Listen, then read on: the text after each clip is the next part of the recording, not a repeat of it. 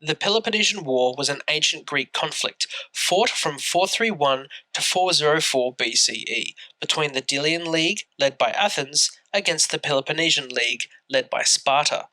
Lasting nearly 3 decades with intermittent peace and numerous theatres of conflict, it plunged the entire Greek world into war. By the end of the conflict, the Spartans had defeated the Athenians, subjugating what had been the most vibrant centre of thought and art, as well as the most powerful city-state in the Greek world. The immense cost in blood and treasure, as well as the length and scale of the conflict, caused one of its participants, a former Athenian general called Thucydides, to write a history of the war. Considered the second real historian after Herodotus by many also subsequent scholars as one of the world's first political theorists, he attempted to capture the war in its most neutral manner. Despite Thucydides' fame as a historian, very little is known about his own life. He appears to have been an Athenian from a wealthy family of some importance who ended up becoming a general during the war in question. However, during this conflict, he was sent to prevent the capture of a strategic city by the Spartans, due to his family's influences with the local people. However, arriving too late to prevent the capture of the city, he was exiled by the Athenians as punishment for his failure. Thucydides embraced the opportunity this exile presented him and spent the rest of the war travelling around the Greek world, reportedly speaking with combatants from both sides of the war to develop a holistic understanding of the conflict and its drivers. Thucydides then proceeded to write out the war in a chronological fashion, alternating between summer and winter seasons, until the manuscript appears to cut off recounting events in 411 BCE, often explained as being caused by his untimely death prior to the completion of the work. Thucydides saw the previous work of the historian Herodotus as too biased and meandering, and instead sought to try to present an unbiased view of how the war unfolded. However, he has come under criticism by both classical and modern commentators by not presenting alternative narratives, as in Herodotus, and for manufacturing speeches and putting them in the mouths of participants in events, no matter how unlikely their meeting, as long as it fit the historical narrative that he was attempting to portray. However, these same speeches provide some insight into his political philosophy. One of these speeches is the funeral oration, which is presented by the Athenian leader Pericles at the end of the first year of the war. This was a traditional practice, and it is possible, even likely, that Pericles would deliver such an oration. What has been noted throughout history is the beauty and style of this piece of rhetoric, which is said to be a eulogy of Athens itself. In it, Pericles gives a moving defense of democracy in the face of oligarchy, but also recognizes the self-serving nature of empire. Noting the sometimes unjust methods by which the Athenians had gained their power and control over the Delian League, he not only defends their actions, but notes the suicidal nature of any attempt to relinquish such power. Despite this two-sided nature, Pericles exhorts the Athenians to emulate the dead in defending the state's unique commitment to democracy, and its power and eloquence has been suggested by some as the inspiration for President Lincoln's Gettysburg Address.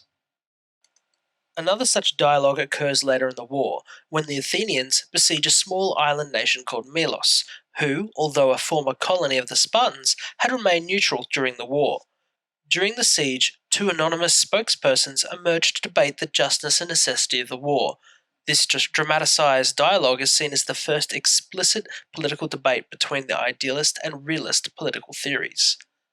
The Athenians offer an ultimatum: surrender or die.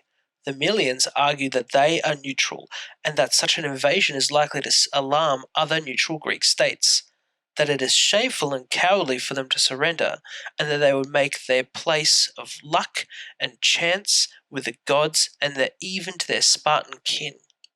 In response, the Athenians chide the Melians for their lack of realism, stating that they do not wish to waste time arguing over the morality of the situation, because such justice can exist only between equals, not as in the case with the Athenian Empire and the tiny island of Melos. To quote the Athenian spokesperson, "The strong do what they will, and the weak suffer what they must." Another criticism which has been levelled at Thucydides is that, Like Plato, in the wake of the Athenian defeat in the Peloponnesian War, he was critical of democracy, depicting it as a corrupting force in politics. For Thucydides, this is most poignant in the decision of the Athenian population to wage war in Sicily, then a neutral but wealthy area, during a period of supposed peace between the Athenians and Spartans. The populace had been swayed by a young demagogue and companion of Socrates, Alcibiades. However, an older politician named Nicias, perhaps swayed by fears that his reputation in securing this peace treaty with the Spartans that was now under threat, tries to dissuade the crowd, who instead appoint him as the joint commander of the expedition with Alcibiades. Nicias, in attempting to exaggerate the expense and difficulty of the undertaking, merely results in the popular assembly increasing the size of the expedition. The Sicilian expedition is an unmitigated disaster, reaping the flower of the Athenian youth and costing a huge amount of money in ships. The Spartans had exploited this by providing very limited assistance to the Syracusans, the primary target in the Athenian endeavour, and now had dealt Athens a crippling blow whilst acquiring a rich and powerful ally. In this tale, it appears that Thucydides is emphasizing the role that democracy played in the downfall of Athens. Thucydides does not shy away from the degenerative and destructive aspects of war. Immediately following the funeral oration of Pericles, he goes on to describe the plague, which breaks out shortly after this event, which kills Pericles and enfeebles the city. In this he was no simple witness, admitting that he also underwent the ravages of this disease.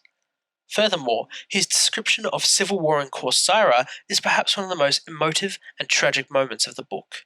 The Corcyraeans, Athenian allies from the start of the war, are split between an oligarchic and democratic faction, and once the Athenians intervene to support the democratic faction, the slaughter becomes wholesale.